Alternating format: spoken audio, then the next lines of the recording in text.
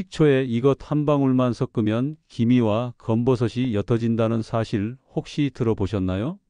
나이가 들수록 얼굴에 늘어나는 검은 점들 때문에 거울 보는 게 두려워지는데 바로 그 문제를 풀어낼 수 있는 방법이 오늘의 주제입니다. 안녕하세요. 건강한 노년을 함께 만들어 가는 수라이프입니다. 오늘도 여러분의 피부와 삶에 도움이 되는 이야기를 준비했습니다. 영상이 끝까지 유익하다면 구독과 좋아요, 알림 설정까지 부탁드립니다. 그것이 더 많은 분들이 잘못된 정보가 아니라 올바른 방법을 접할 수 있는 길이 됩니다. 많은 분들이 기미나 검버섯, 주근깨가 단순히 나이가 들었으니 당연히 따라오는 현상이라고 여기십니다. 하지만 실제로는 단순한 노화의 부산물이 아니라 피부 속 깊은 곳에서 벌어지는 다양한 문제의 결과입니다. 자외선에 의해 피부가 손상되고 호르몬 균형이 무너지고 스트레스와 염증이 겹치면서 멜라닌 세포가 과도하게 활동하기 시작하는 것이죠. 이 멜라닌 공장이 고장난 기계처럼 멈추지 않고 돌아가면 피부 표면에 어두운 색소가 쌓이게 됩니다. 안타깝게도 이 과정을 잘 모르다 보니 사람들은 기미를 지우겠다고 무리한 방법을 선택합니다. 인터넷에 떠도는 민간 요법을 그대로 따라하는 경우가 많습니다. 레몬을 잘라 얼굴에 문지르거나 베이킹소다 가루를 발라 각질을 벗겨낸다든지 심지어 치약을 바르는 사람들도 있습니다. 처음에는 효과가 있는 것처럼 보일 수 있지만 결국에는 피부 장벽이 무너지고 회복력이 떨어진 피부는 더 쉽게 색소가 침착됩니다. 심한 경우에는 화상과 같은 손상이 남아 평생 지워지지 않는 흉터가 되기도 합니다. 저 역시 많은 사례를 보았습니다. 레몬 마스크를 매일 하다 얼굴 전체가 붉게 달아오르고 물집까지 생긴 분, 베이킹소다로 얼굴을 문지르다 피부가 거칠어져 아무 화장품도 쓰지 못하게 된 분, 치약 속 화학 성분 때문에 심한 피부염이 생겨 얼굴이 붓고 갈라진 분, 모두 좋아지려고 시도했다가 오히려 상황이 악화된 경우였습니다. 결국 중요한 건 표면만 보지 않고 근본 원인을 이해하는 것입니다. 기미와 검버섯은 단순히 겉에 생긴 얼룩이 아니라 피부 속 멜라닌 공장이 과도하게 돌아간 결과입니다. 나이가 들수록 피부 재생 주기는 길어지고 손상된 세포가 제때 떨어져 나가지 못합니다. 혈액순환이 약해지면서 세포가 제대로 기능하지 못하고 만성적인 염증이 쌓이면 피부는 점점 칙칙해집니다. 단순히 미백 크림을 바른다고 해서 해결되지 않는 이유가 바로 여기에 있습니다. 그렇다면 도대체 어떤 원리로 식초와 특정한 재료가 만나면 이런 난제를 풀 수 있을까요? 왜 단순한 조합이 오랜 고민을 해결할 수 있는 열쇠가 되는 걸까요? 이제부터 기미와 검버섯이 생기는 근본적인 원인과 멜라닌 공장의 비밀을 하나씩 풀어드리겠습니다. 그리고 그 과정을 이해하면 식초와 이것이 왜 특별한 조합인지 자연스럽게 알게 되실 겁니다. 기미와 검버섯이 왜 생기는지부터 짚어야 합니다. 많은 분들이 단순히 햇볕을 많이 받아서 생긴다고 생각하지만 진짜 원인은 훨씬 복잡합니다. 피부 속에는 마치 작은 공장처럼 멜라닌을 만들어내는 세포들이 자리 잡고 있습니다. 이 세포들이 원래는 우리 몸을 보호하기 위해 딱 필요한 만큼만 색소를 생산합니다. 그런데 어느 순간 이 공장들이 마치 고장난 기계처럼 제어를 잃고 과도하게 돌아가기 시작합니다. 첫 번째 이유는 피부의 방어력이 약해진 상태에서 자외선을 오래 받았을 때입니다. 젊을 때는 자외선을 받아도 피부가 금세 회복했지만 나이가 들면서 회복력이 떨어지면 그 손상이 고스란히 쌓입니다. 회복이 안 되니 멜라닌은 더 많이 만들어지고 결과적으로 검은 점이 얼굴에 남게 되는 것이죠. 두 번째 이유는 호르몬의 급격한 변화입니다. 특히 여성분들은 폐경기를 겪으면서 몸속 에스트로겐이 급격히 줄어듭니다. 이때 멜라닌 세포들은 통제력을 잃고 마치 지휘관 없는 군대처럼 제멋대로 색소를 만들어내기 시작합니다. 남성분들도 호르몬 균형이 흔들리면 같은 현상이 일어납니다. 세 번째 이유는 피부 속 염증 반응입니다. 작은 상처나 뾰루지가 생길 때 몸은 치유하기 위해 염증 반응을 일으킵니다. 그런데 이 과정에서 분비되는 물질들이 멜라닌 세포를 자극해 색소가 더 많이 만들어집니다. 그래서 상처가 아물고 난 자리에 어두운 자국이 남는 겁니다. 여기에 만성적인 스트레스도 큰 원인이 됩니다. 스트레스를 받으면 몸에서 코르티솔이라는 호르몬이 과도하게 분비됩니다. 이 호르몬은 멜라닌 세포를 끊임없이 자극해 색소가 더 진하게 자리 잡도록 만듭니다. 그래서 스트레스를 많이 받는 분들이 얼굴이 더 칙칙해 보이는 경우가 많습니다. 또 하나 놓치면 안 되는 게 있습니다. 바로 피부의 재생 주기입니다. 젊을 때는 약 한 달에 한 번씩 새로운 피부가 생겨나면서 오래된 세포가 자연스럽게 떨어져 나갔습니다. 하지만 나이가 들면 이 주기가 길어져 2달 가까이 되기도 합니다. 색소가 쌓인 세포들이 제때 떨어져 나가지 못하고 계속 남아있으니 기미와 검버섯은 점점 짙어지는 것이죠. 혈액순환의 문제도 중요합니다. 나이가 들수록 모세혈관 기능이 떨어지면서 피부 세포에 산소와 영양분이 제대로 공급되지 않습니다. 그러다 보니 세포가 제 역할을 못하고 그 결과 노폐물이 쌓이며 색소 침착이 더 심해집니다. 마지막으로 피부의 산도 변화도 무시할 수 없습니다. 건강한 피부는 약산성을 유지해야 하지만 나이가 들수록 점점 알칼리성으로 변합니다. 이런 환경에서는 멜라닌 세포가 더 활발히 움직입니다. 실제로 많은 분들이 이 근본적인 원인을 모르고 단순히 나이가 들어서 생기는 자연스러운 현상으로만 치부하곤 합니다. 하지만 원인을 해결하지 않고는 어떤 치료도 오래가지 못합니다. 이렇게 여러 요인들이 겹치면서 기미와 검버섯이 생기는 겁니다. 단순히 미백 크림을 바른다고 해서 근본적으로 해결되지 않는 이유가 바로 여기에 있습니다. 어떤 분은 레이저 치료를 여러 번 받았지만 계속 재발하곤 했습니다. 알고 보니 스트레스와 수면 부족으로 호르몬 균형이 무너져 있었던 겁니다. 결국 피부 속의 원인을 잡지 않으면 겉으로 아무리 치료해도 임시방편에 불과합니다. 인터넷에 떠도는 민간 요법들이 위험한 이유도 바로 이 지점에서 드러납니다. 원인을 해결하지 못한 채 무작정 강한 산성이나 알칼리성 물질을 바르면 피부는 손상되고 멜라닌 세포는 더 자극을 받아 상황이 악화됩니다. 자연에서 왔다고 해서 다 안전한 건 아닙니다. 독버섯도 자연이고 뱀독도 자연입니다. 중요한 건 안전성과 검증된 근거입니다. 이제 여러분은 기미와 검버섯이 단순히 나이가 들어서 생기는 현상이 아님을 아셨을 겁니다.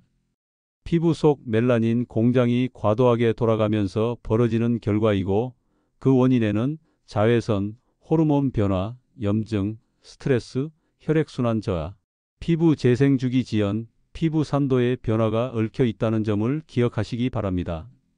그렇다면 여기서 중요한 질문이 남습니다. 어떻게 해야 멜라닌 공장의 과잉 활동을 잠재울 수 있을까요?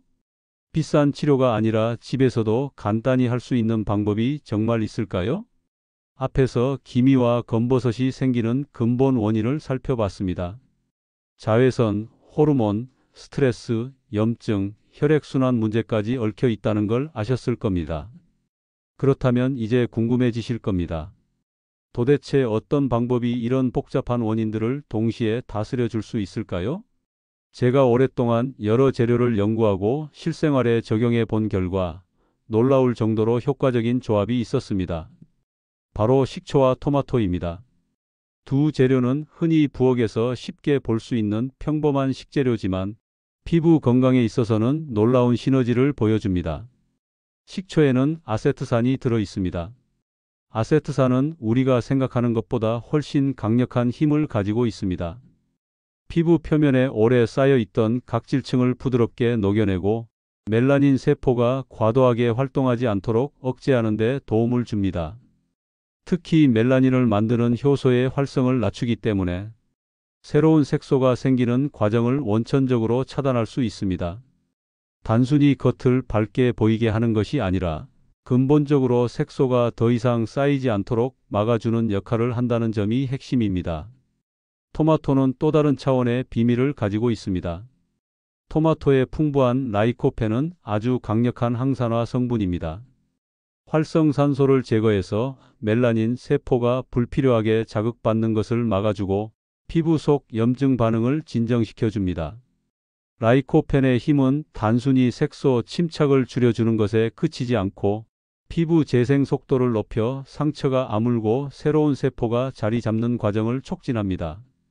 게다가 토마토 속 비타민 C는 콜라겐 합성을 돕기 때문에 단순히 기미가 옅어지는 것뿐만 아니라 피부가 더 탄력 있고 매끄럽게 변하는데도 큰 힘이 됩니다.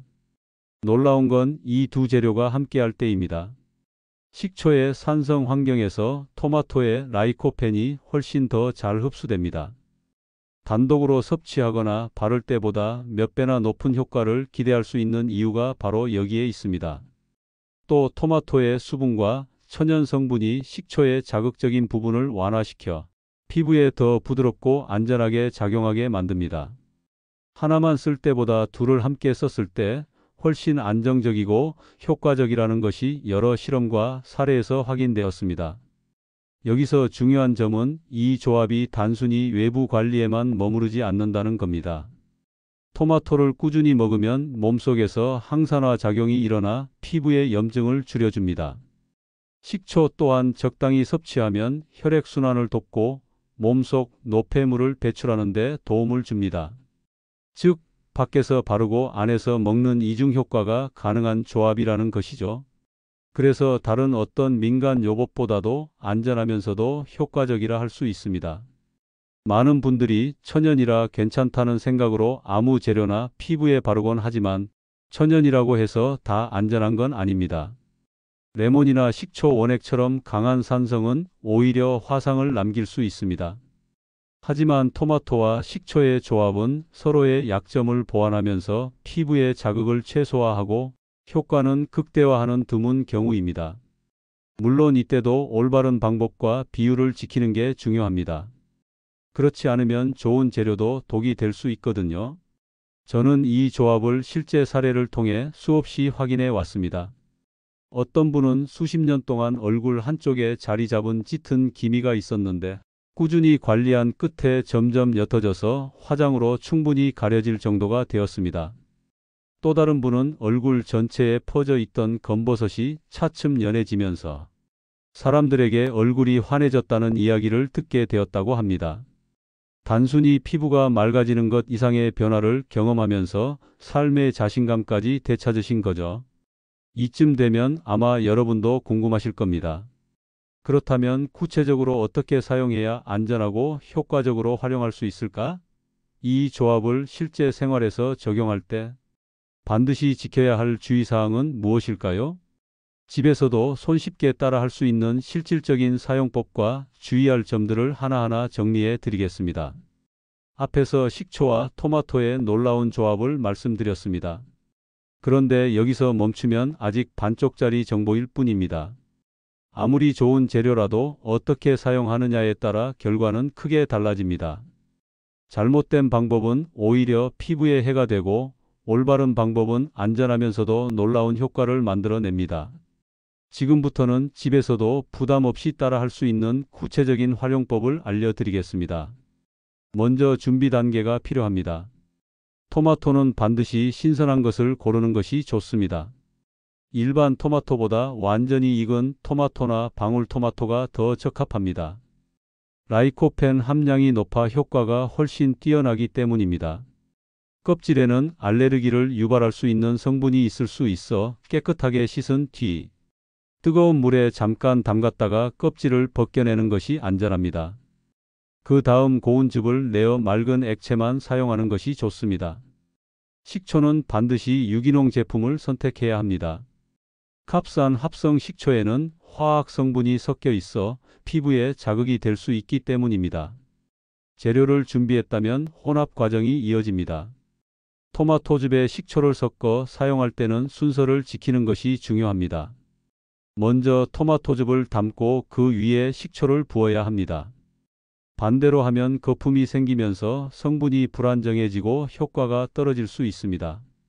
이 혼합액은 잠시 두어 성분이 안정화되도록 한 뒤 사용하는 것이 좋습니다. 만약 자극이 느껴진다면 맹물을 약간 더해 농도를 조절할 수 있습니다. 중요한 건 강하게 쓰겠다고 농도를 높이지 않는 겁니다. 오히려 부작용을 부를 수 있습니다. 사용할 때는 피부 테스트가 필수입니다. 아무리 천연 재료라도 사람마다 반응은 다릅니다. 팔 안쪽이나 귀 밑처럼 피부가 얇은 부분에 소량을 발라보고 이상이 없는지 확인하는 것이 안전합니다. 붉어지거나 따가움이 심하다면 사용을 중단해야 합니다. 문제가 없다면 화장솜에 혼합액을 충분히 적셔 검버섯이나 기미가 있는 부위에 살짝 눌러주듯 바릅니다. 절대 문지르지 말고 두드리듯 가볍게 터치하는 것이 원칙입니다. 처음에는 짧게, 피부가 익숙해지면 시간을 조금씩 늘리는 방식이 가장 안전합니다. 사용 후에는 반드시 미지근한 물로 부드럽게 씻어내야 합니다. 차가운 물은 성분이 남아 자극을 줄 수 있고 뜨거운 물은 오히려 피부를 건조하게 만듭니다. 씻어낸 뒤에는 평소 쓰던 보습제를 듬뿍 발라 수분이 날아가지 않도록 지켜주는 것이 중요합니다. 특별한 화장품을 새로 살 필요는 없습니다. 꾸준히 쓰던 보습 제품이면 충분합니다. 이렇게 외부 관리만 해도 효과를 느낄 수 있지만 안에서부터 함께 관리하면 훨씬 빠른 변화를 경험할 수 있습니다. 토마토는 익혀 먹으면 라이코펜의 흡수율이 크게 올라갑니다. 기름과 함께 조리하면 더 효과적이니 올리브 오일에 가볍게 볶거나 수프로 드시는 것도 좋습니다. 녹차를 함께 마시면 자외선으로부터 피부를 지키는 효과를 더할 수 있습니다. 반대로 설탕이나 밀가루 음식은 줄이는 것이 좋습니다. 이들은 몸속 염증을 키워 피부를 더 칙칙하게 만들기 때문입니다. 대신 견과류나 등푸른 생선을 곁들이면 피부 염증을 가라앉히는 데 도움이 됩니다. 수면과 생활 습관도 무시할 수 없습니다. 피부 재생은 밤에 가장 활발하게 일어납니다. 늦어도 자정 전에는 숙면에 드는 습관을 들여야 하고 스트레스 관리 역시 필수입니다. 매일 가벼운 산책을 하는 것만으로도 혈액순환이 좋아지고 피부가 맑아집니다. 마지막으로 보관과 위생 관리도 기억해야 합니다. 한번 만든 혼합액은 오래 두지 말고 가능한 한 빨리 사용하는 것이 안전합니다. 냉장 보관을 하더라도 하루 이틀 내로 쓰는 것이 좋습니다.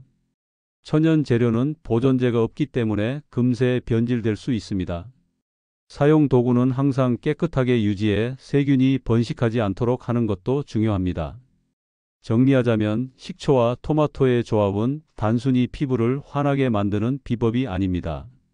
피부 속 멜라닌 세포의 과도한 활동을 잠재우고 재생을 촉진하며 몸 안팎에서 동시에 작용해 피부를 맑게 해줍니다. 다만 이 모든 과정은 꾸준함이 뒷받침될 때 비로소 결과를 보여줍니다. 하루 이틀 만에 드라마틱한 변화를 기대하기보다 한 달 이상 차분히 관리하며 몸과 마음을 함께 돌보는 것이 진짜 해답입니다. 이제 여러분도 아셨을 겁니다. 기미와 검버섯은 단순한 외모의 문제가 아니라 삶의 자신감과 직결된다는 것, 그리고 그것을 개선하는 방법이 멀리 있지 않다는 것을요. 부엌에서 쉽게 구할 수 있는 재료로도 충분히 변화를 만들 수 있습니다. 중요한 건 정확한 원리와 올바른 방법을 아는 것입니다. 앞으로도 수라이프는 여러분의 건강한 노년을 위해 믿을 수 있는 정보를 계속 전해드리겠습니다. 영상이 도움이 되셨다면 구독과 좋아요, 알림 설정까지 꼭 부탁드립니다. 그렇게 함께 해주신다면 더 많은 분들이 안전하고 올바른 건강 정보를 받아보실 수 있고 저도 더 좋은 내용으로 보답할 수 있습니다. 오늘도 건강하시고 웃음이 가득한 하루 되시길 바랍니다. 감사합니다.